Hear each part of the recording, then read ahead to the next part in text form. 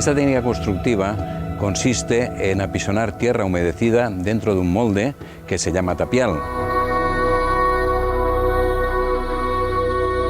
Fue impulsada de manera importante en la península ibérica por los musulmanes en el periodo andalusí, porque tuvieron necesidades de construir y edificar fortalezas y castillos para protegerse de la invasión de los cristianos.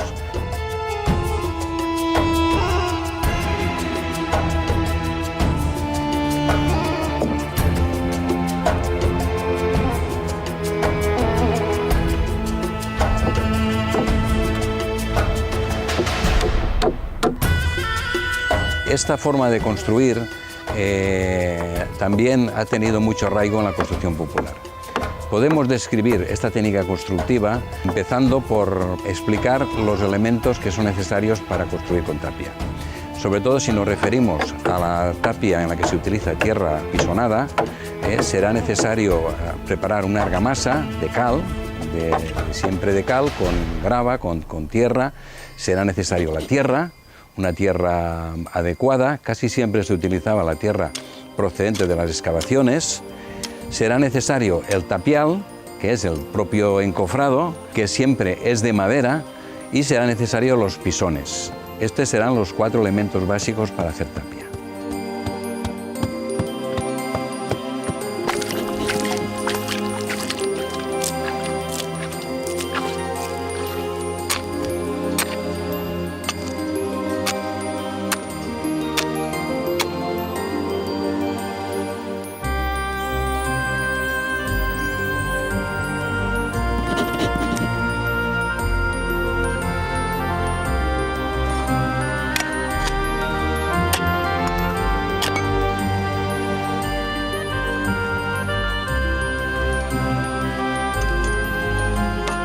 Entre los distintos tipos de tapia, de muros de tapia o de tapial, podemos citar el que se llama tapia calicostrada.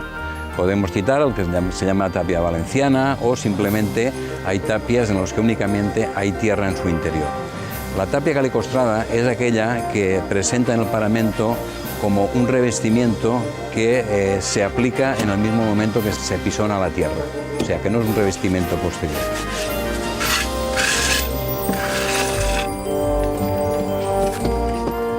Se echa la tierra, se apisona también el calicostrado que está contra el tablero. Una vez bien apisonado, se vuelve a echar el calicostrado contra los tableros, contra los tapiales, se vuelve a echar tierra y así sucesivamente hasta completar el cajón o el tapial.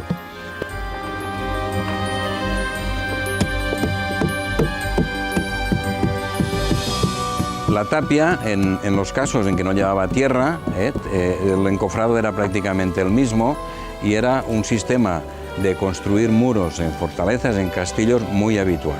Prácticamente podemos decir que la gran mayoría de castillos andalusíes, si no prácticamente la totalidad, se ha utilizado esta técnica porque los musulmanes eran grandes expertos en construir con esta técnica constructiva. Pese a lo que se cree de ser la tierra un material que es sensible al agua, todos lo sabemos, pero si un muro está bien hecho, y esto lo podemos verificar en infinidad de muros que están expuestos a la intemperie desde hace más de 800 y 1000 años, como es en el castillo de Xivert, por ejemplo, o en el Castell Vell de la Madalena, pese a estar tantos años expuestos a la intemperie, los muros resisten el paso del tiempo y su deterioro es mucho más lento de lo que se pudiera pensar. ¿Esto por qué es? Esto es porque se ha elegido una tierra buena y se ha realizado adecuadamente, o sea, bien apisonado, con tongadas no muy altas, y se ha hecho pues con oficio, por decirlo una palabra.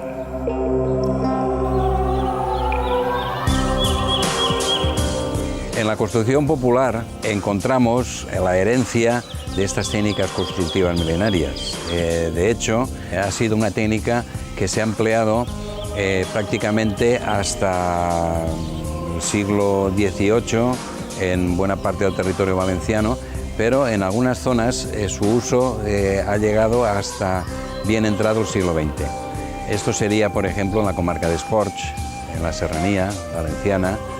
Y en esta comarca tenemos pueblos como Forcall, como La Mata, como Olocau del Rei, como la pedanía d'Hortells, como Todolella, donde más del 50% de las construcciones son todavía de tapia, lo cual le confiere una personalidad muy especial a estos pueblos y al paisaje urbano.